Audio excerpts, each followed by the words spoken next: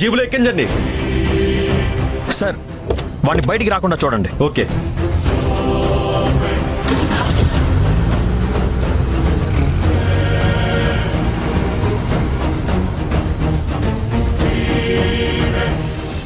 Thank you so much బావా. సమయానికి నువ్వు రాకపోయింటే నా జీవితం ఏమయ్యేదో నాకే తెలీదు. పర్లేదమ్మా, ఊరుకో. ఇప్పుడేం జరగలేదు కదా, ముందు ఏడు పాపు. నాకు ఏం చేయాలో తోచలేదు బావా. అందుకే లాస్ట్ మినిట్ లో నీకు కాల్ చేసి జరిగిందంతా చెప్పేశాను. కానీ మీరొచ్చి నన్ను కాపాడినందుకు చాలా చాలా చాలా థ్యాంక్స్ బావా. ఏంటమ్మా, లాస్ట్ మినిట్ లో నువ్వు నాకు కాల్ చేసావా? ఇందాక నేను మీ అక్క రోడ్డు మీద వెళ్తుంటే నువ్వు కనిపించినప్పుడు నువ్వు టెన్షన్ పడడం నేను గమనించాను. అందుకే డౌట్ వచ్చి నీకు ఫోన్ చేశాను. అప్పుడు నువ్వు నాకు చెప్పావు. అసలైనా ఇలాంటి సమస్య ఉన్నప్పుడు చెప్పాలి కదమ్మా. నేను రావడం కొంచెం ఆలస్యం అయ్యి ఉంటే ఎంత ఘోరం జరిగేది. మీ అమ్మకి తెలిస్తే ఎంత బాధపడుతుంది. ఇలాంటి విషయాలు ఉన్నప్పుడు ఎవరో ఒకరితో పంచుకోవాలమ్మా. కుటుంబం అంటే షేర్ చేసుకోవాలి కదమ్మా. సారీ బావా, భయంతో ఏం చెప్పాలో అర్థం కాలేదు. ముందా ఏడు పాపమ్మా. అసలు ఇందులో భయపడాల్సిన అవసరం ఏముంది చెప్పు?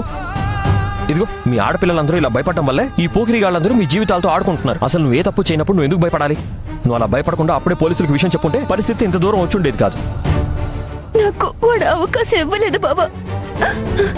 ఏదైనా అయితే కుటుంబం పరువు పోతుందని నేనంత దూరం ఆలోచించలేదు. ఆలోచించాలకిలా. ఇలాంటి సమస్య వచ్చినప్పుడు ఎలా భయపడాలో కాదు, ఎలా బయటపడాలో ఆలోచించాలి. ఏం చేయాలో అర్థం కాకపోతే కనీసం తెలిసిన వాళ్ళకైనా సమస్య పంచుకోవాలమ్మా. అప్పుడే కదా భారం తీరుతుంది. లేకపోతే ఇదిగో ఇలాగే కష్టాల ఊబిలో కూరుకుపోతారు. సర్లే, ఒక్కటి మాత్రం గుర్తుపెట్టుకో. ఇక మీదట నీకు ఎప్పుడు ఏ సమస్య ఉన్నా నీకు అక్క బావ ఉన్నారని మాత్రం మర్చిపోవద్దు.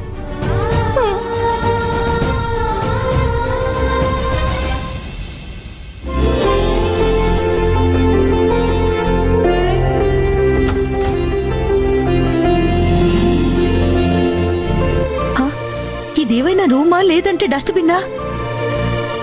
రాను రాను వీళ్ళల్లరి మరీ ఎక్కువైపోతుంది. ఆడపిల్లలయ్యుండి గదిని కూడా శుభ్రంగా ఉంచుకోకపోతే తర్వాత నన్ను అంటారు. ఎంత వయసు వచ్చినా ఎప్పుడు ఎలా ఉండాలో తెలీదు. ఎన్నిసార్లు చెప్పినా నా మాట వింటే కదా. ఎప్పుడు మారుతారో ఏంటో.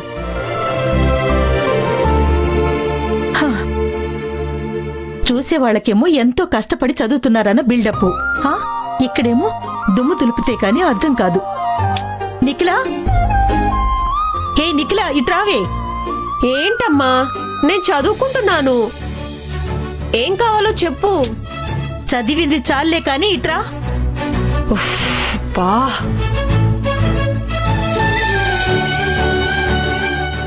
ఏంటమ్మా నువ్వు నన్ను సరిగ్గా చదువుకోనివ్వవా?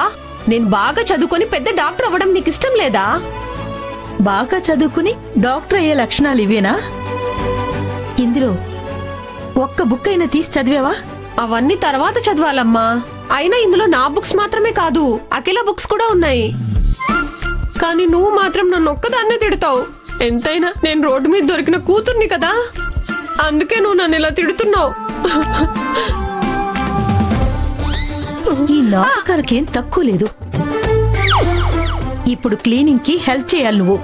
ఇంకా మీ బట్టల కబోర్డ్ ఓపెన్ చేయలేదు. అది చూస్తే నాకు హార్ట్ అటాక్ రావటం పక్కా. ఇవన్నీ క్లీన్ చేయి.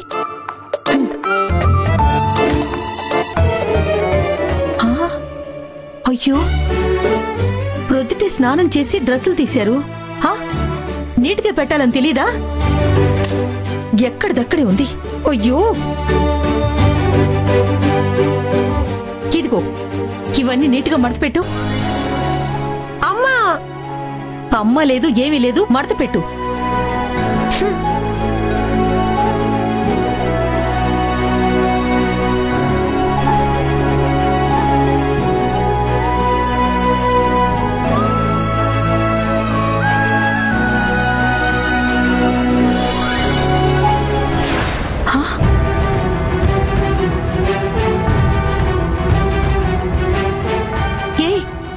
నిఖిలా,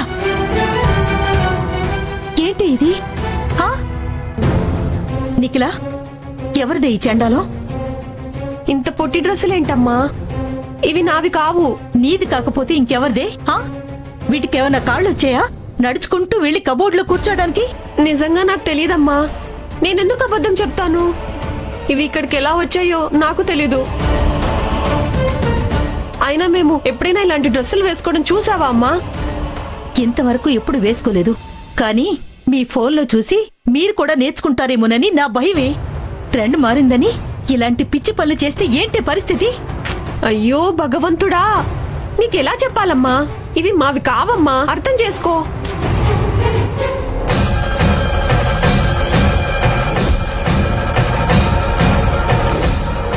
అమ్మా, ఇప్పుడు గుర్తొచ్చింది. మొన్న అఖిలకి పార్సల్ వచ్చింది. ఇవి అవే అయి ఉంటాయి. నాకు చూపించమంటే చూపించలేదు. అది ఇలాంటివి ఎందుకు వేసుకుంటుంది? అది తీసుకుందని చెప్పట్లేదమ్మా. ఒక్కొక్కసారి ఆన్లైన్లో ఆర్డర్ చేస్తే ఇలాంటివి వస్తూ ఉంటాయి. మేబీ అఖిల విషయంలో కూడా అదే జరుగుంటుందేమో. ఇలాంటి డ్రెస్సులు వచ్చినందుకు ఆట పట్టిస్తామేమో అని చూపించుండదు. సరే, ఇవిలాగే పక్కన పెట్టేస్తాను. అఖిల్ వచ్చాక అడుగుతాను. ఈలోపు ఇవన్నీ సర్దేసేయ్. వెళ్ళు. అలాగే. అవి మడత పెట్టు.